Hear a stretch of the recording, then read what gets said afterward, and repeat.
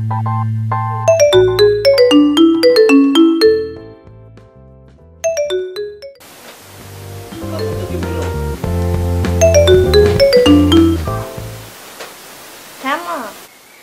মা মনিকা, জামাই বাবু কি বাড়ি চলে গেছে? হ্যাঁ, কেন বলে আসনি তোমাকে? না রে মা, বলে যায় নাই তো। কি বলো? হ্যাঁ, দুপুরে খাইয়ে দিয়ে আমি বিশ্রাম করার জন্য বলে একটু পাশের বাসায় গিয়েছিলাম। আসে দেখি জামাই বাবাজি নাই। ভাবলাম বিকেলবেলা হয়েছে একটু বাইরে গেছে, কিন্তু এখন তো অনেক রাত, ঘরে ফিরল না, তাই ভাবলাম চলে গেছে কিনা। ও তো সন্ধ্যাবেলা চলে আসছে, আমি তো ভাবলাম যে একা একা ভালো লাগে না, তাই হয়তো চলে আসছে।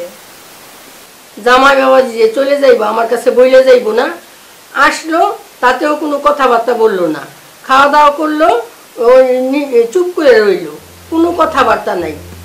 কেমন জামাইয়ের কাছে যে তোরে বিয়ে দিলাম মা, আমার আর ভাল লাগে না।